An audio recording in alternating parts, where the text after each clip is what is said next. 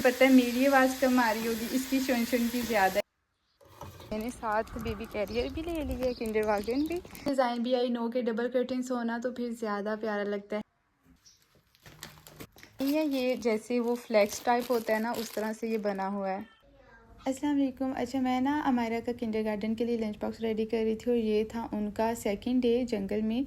आजकल वो जंगल में जा रहे हैं और वहाँ पर कुछ एक्टिविटीज़ करते हैं। तो आज मैंने उसके लंच बॉक्स में क्या क्या रखा, यहाँ पर रखी थी मैंने एक छोटी सी एक्टिव ड्रिंक और साथ था एक बनाना पानी की बॉटल, वो भी फुल नहीं की, पराठा अंडा वो भी हाफ, और थोड़ी सी गाजर। ये सब चीज़ों को भी फोलिए में लपेट कर दिया। इसके पीछे भी एक रीज़न था। फर्स्ट डे मेरे से गलती हो गई थी। ये स्प्रे और सनब्लॉक ज़रूर लगा कर भेजना है यहाँ पर बच्चों को। इधर ना छोटे छोटे कीड़े होते हैं और मैंने सुना है कि वो चिपक जाते हैं। वैसे ऐसा हुआ नहीं अभी तक मेरे साथ, लेकिन एहतियात करनी चाहिए। अच्छा, ये मैंने थोड़ी थोड़ी चीज़ें पता क्यों दी और वो भी लंच बॉक्स के अंदर नहीं दी। ये था फर्स्ट डे का व्लॉग जब मैंने स्टार्ट किया। यहाँ पर मैं नाश्ता रेडी कर रही थी मायरा के लिए और सब। फर्स्ट डे क्या हुआ, क्योंकि इन्होंने सुबह 7:30 से 2 बजे तक जंगल में रहना था। मुझे ये था कि इसको बार बार भूख लगेगी, तो मैं ना बहुत सारी चीज़ें इसको साथ दे रही थी।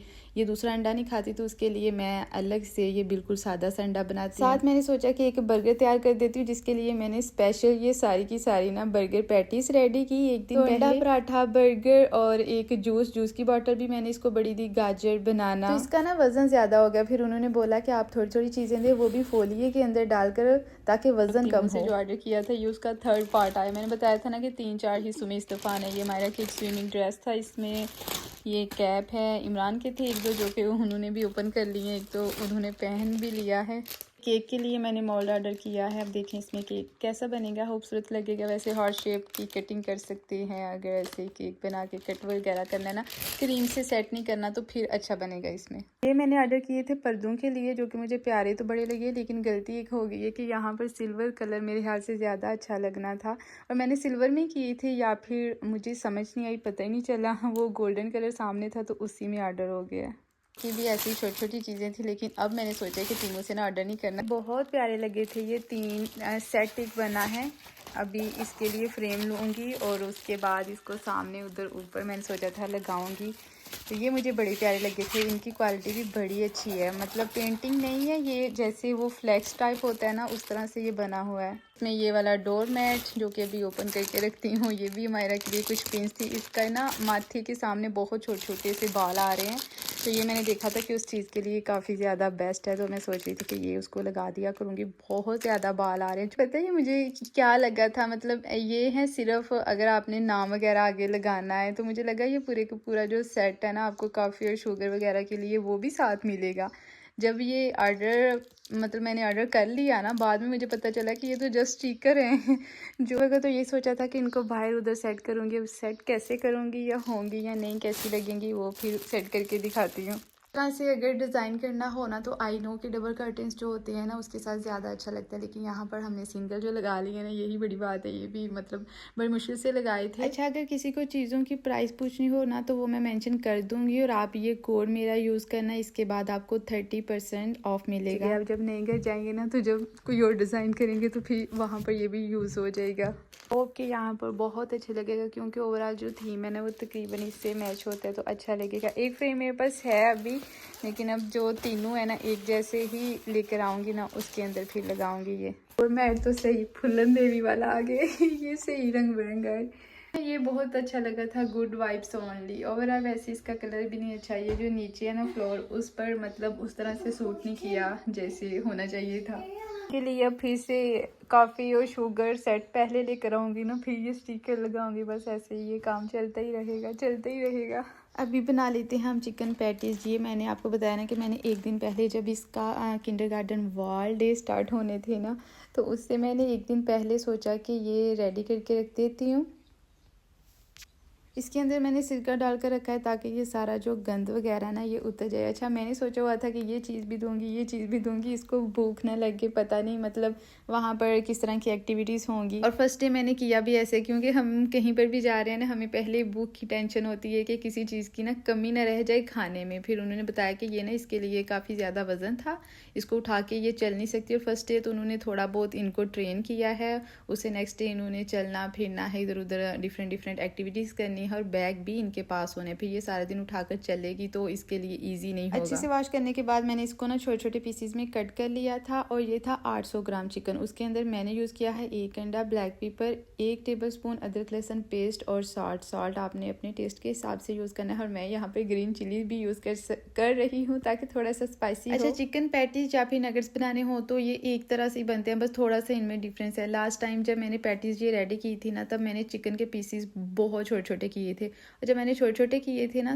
तब इसको ब्लेंड करना ईजी था। इस दफ़ा मैंने थोड़े से बड़े बड़े रखे क्योंकि चिकन था भी ज़्यादा और मुझे ये था कि जल्दी जल्दी से काम खत्म हो जाए, इतना ईजी नहीं था। 1-2 दफ़ा मैंने चिकन को निकाला, थोड़ा सा इसमें से मैं निकाल रही थी, फिर इसको ब्लेंड कर रही थी और इस तरह से हुआ। फिर मैंने सोचा कि नेक्स्ट टाइम से ना मैं या तो पीसीज ही छोटे छोटे कर लूँगी या फिर थोड़ा चिकन करूँगी यूज़। 1 कप मैंने इसमें यूज़ किए हैं ब्रेड क्रम्स, जो कि मैंने घर में ही बना लिए थे ब्रेड से। थोड़ी सी रेड चिली भी ले ली और उसके बाद इसको कर लिया है अच्छे से मिक्स कर लेना है अच्छे से, और फिर फ्रिज में रख दिया। 1 से 1.5 घंटे के लिए मैंने इसको ना फ्रिज के अंदर रख दिया। अगर लगे ना कि ये थोड़ा सा ज़्यादा पतला हो गया, अच्छे से इसकी टिक्कियाँ नहीं बनी, तो फिर ब्रेड क्रम्स थोड़े से और ज़्यादा डाल लेने चाहिए है, लेकिन मुझे ये सही लग रहा था। छोटी छोटी मैंने यहाँ पर इसकी टिक्कियाँ बनाई, छोटी छोटी नहीं कुछ बड़ी बड़ी भी बन गई थी, और इसके ऊपर भी इस तरह से ब्रेड क्रम्स लगा लिए। फ्रीज करने के लिए मुझे एक दफ़ा इनको इस तरह से सेपरेट फ्रीज करना था ताकि ये ना एक दूसरे के साथ चिपके नहीं, तो मैंने इस तरह से 2 लेयर्स बना ली। टिक्कियाँ बनाने से पहले ना हाथों पर ऑयल लगा लेना, नहीं तो ये बहुत ज़्यादा चिपकेंगी और अच्छे से बनेगी नहीं। ऑयल लगाने के बाद बहुत अच्छे से सेट हो जाती है। यहाँ बनाने के बाद मैंने इसको फ्रीजर में 1.5 से 2 घंटे के लिए फ्रीज कर लिया। उसके बाद जिप लॉक बैग में स्टोर कर लिया। इतनी मेहनत मैं कर रही थी और मैं श्योर नहीं थी कि ये खाएगी, क्योंकि इसके नखरे बहुत ज़्यादा होते हैं। सच में खाने की,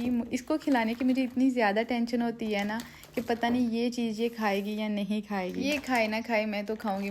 मुझे तो चिकन बहुत ज़्यादा पसंद है, मतलब चिकन की कोई भी चीज़ है, बर्गर वगैरह अगर बनाने हो तो इस तरह से पैटीज बनाकर घर में रख लेना तो ये बेस्ट होता है। जब दिल चाहे बना लें, और इससे सैंडविच भी बन सकते हैं, सैंडविच में यूज़ करें या फिर बर्गर में यूज़ करें। थोड़ा सा चिकन मैंने साइड पर रखा था, उसको मैंने ना मैरिनेट करके फ्रिज में रख दिया कि इसके ना मैं सैंडविच बनाऊंगी थोड़े से। ये वाली पैटी से मल्टीपल काम हो सकते हैं। अगर हमने लोडेड फ्राइज बनाने हैं उसमें भी यूज़ कर लो, सैंडविच में यूज़ कर लो, बर्गर में यूज़ कर लो। ये काम हुआ खत्म, लेकिन आपने अभी कहीं नहीं जाना। अब हम बनाएंगे अचारी आलू बैंगन। बनाना कुछ यूँ है, यहाँ पर मैंने अचार के थोड़े से मसाले लिए थे, बिल्कुल थोड़े थोड़े लिए क्योंकि बहुत ज़्यादा भी अच्छे नहीं लगेंगे। और लहसुन को यहाँ पर मैंने चॉप कर लिया है, अनियन लहसुन चॉप कर लिया है, और बाकी सारी चीज़ें भी रेडी हैं। इनको पहले करना है फ्राई, उसके बाद बनाना है। फ्राई करते वक्त फ्लेम में थोड़ी सी हाई रखती हूँ, क्योंकि अगर मीडियम हो या फिर लो हो ना तो ऑयल बहुत ज़्यादा जज़ब हो जाता है। वैसे जब कलर आ जाना है फिर इनको निकाल लेना है।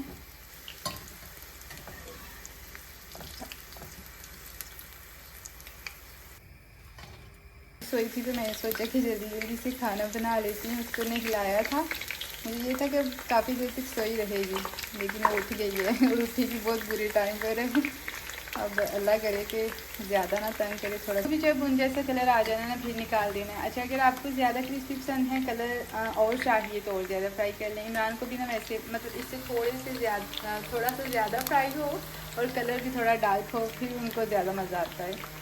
ज़्यादा खोलती हूँ तो बाहर से शोर इतना ज़्यादा आता है, बंद करती हूँ तो वो खाने की स्मेल होती है ना, वो काफ़ी ज़्यादा हो जाती है। यहाँ पर ये काम हो रहा है, घर बन रहा है, तो इसका शोर है। जब वो काम स्टार्ट करते हैं तो अजीब सा शोर आता है। जैसे ये फ्राई हो गया ना, अब साथ ही मैंने मसाला रेडी कर देना है। फिर बड़ी जल्दी जल्दी ये बन जाते हैं। ये बनते भी बड़ी जल्दी जल्दी हैं और मज़ा भी बड़ा आता है। फ्राई करने लगी और साथ साथ ही मसाला रेडी हो जाएगा। उसके बाद बल्कि थोड़ा सा काम उसके बाद ये है कि बस फिर आपने खड़े नहीं होना, पास खड़े नहीं होना, बस फ्री हो आप। थोड़े से स्पाइसी लिए थे पहले, मैंने वो डाले हैं और अब ये जाएगा इसमें। आज मैंने ट्राइपॉड नहीं लिया, थोड़ा सा मुश्किल हो रहा है, लेकिन पता नहीं क्यों उससे भी सेट करो, कभी इधर कभी उधर।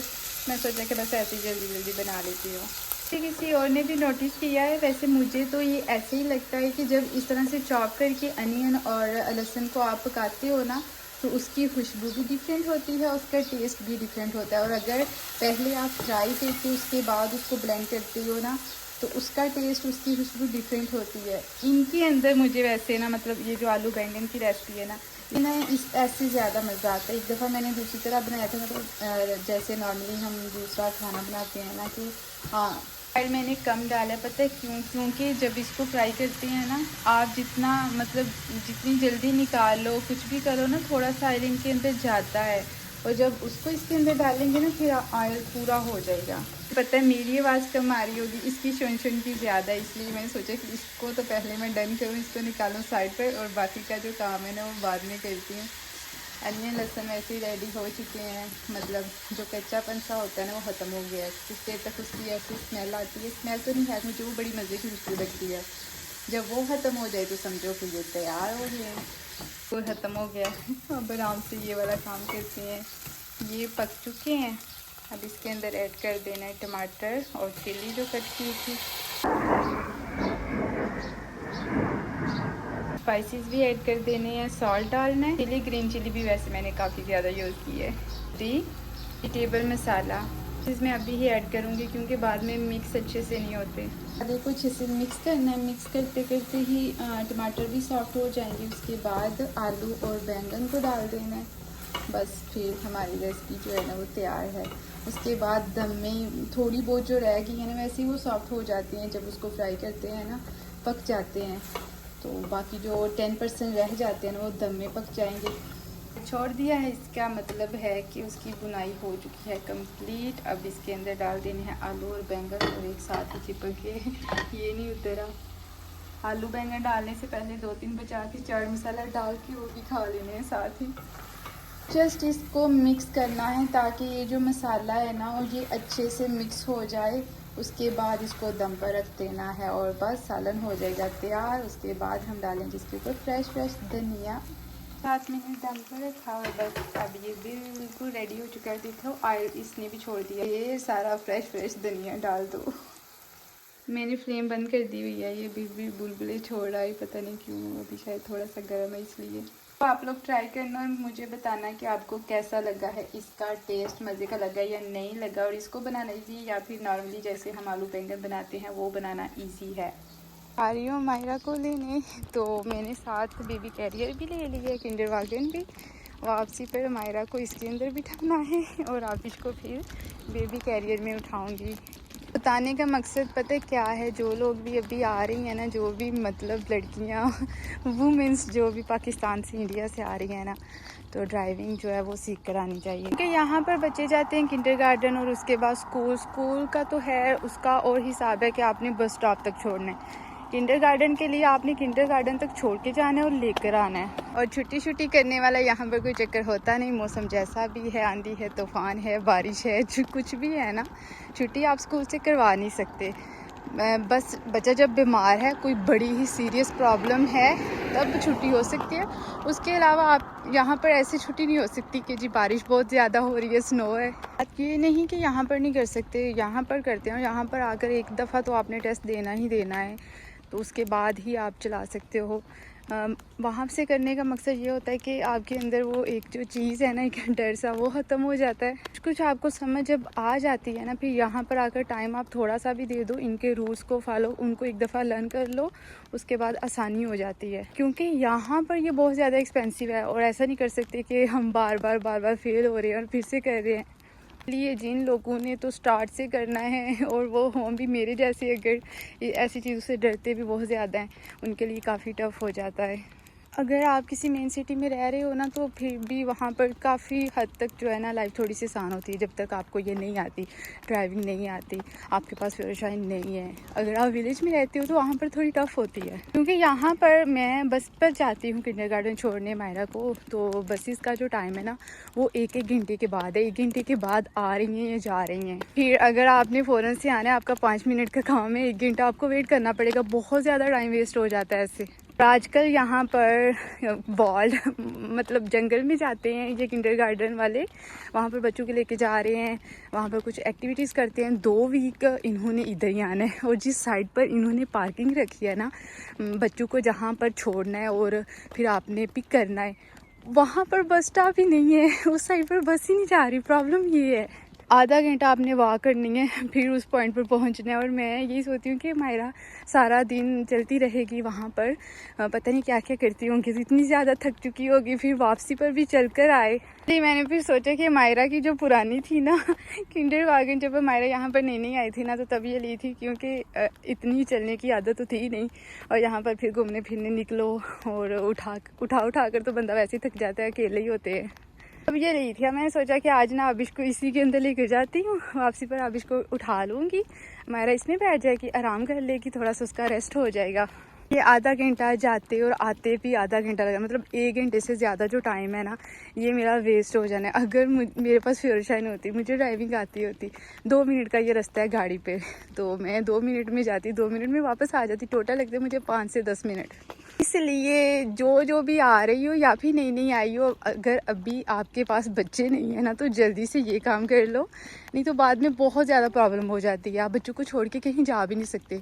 एटलीस्ट मेरा दिल तो नहीं करता कि मैं मतलब लैंग्वेज करने जाऊँ या फिर ऐसा कोई काम करने जाऊँ, इसलिए मैंने B1 भी ऑनलाइन ही स्टार्ट कर लिया है। सारे जो काम है ना वो ऑनलाइन ही करूँ, इनको छोड़ के मुझे जाना ना पड़े। यहीं आना था मुझे, मैं 6 मिनट पहले आ गई हूँ, अभी तक किंडर गार्डन वालों की गाड़ी नहीं आई। मुझे बस ये था कि मैं लेट ना हो जाऊँ, टाइम पर पहुँचूँ, क्योंकि अमायरा जो है ना वो बहुत जल्दी परेशान भी हो जाती है। अगर 1-2 बच्चा चला गया ना तो उसको ये होता है कि मेरी मामा मुझे क्यों नहीं लेने आई। तक वो नहीं आते, हम पानी को देखते हैं और इंजॉय करते हैं। गर्मियों में यहाँ पर एक दफ़ा हम आए थे, इतना ज़्यादा पानी था, आज काफ़ी कम है।